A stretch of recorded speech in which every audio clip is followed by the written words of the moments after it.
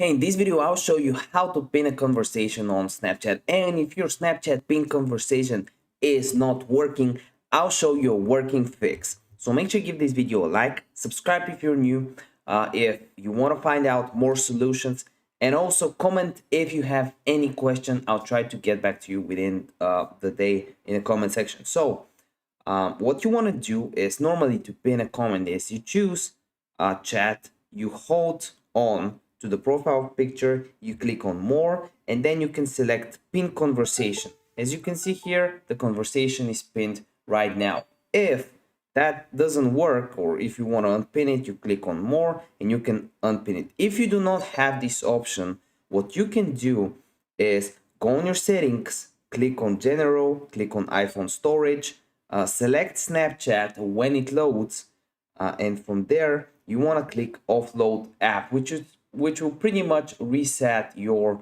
settings. If that doesn't work, what you can do is go for an update, because as you can see, pin is a new option on Snapchat. If you didn't update Snapchat, maybe that's an issue. So you want to go on the Google Play Store or the App Store and find out if there's an update missing. Make sure you give this video a like. See you in the next video.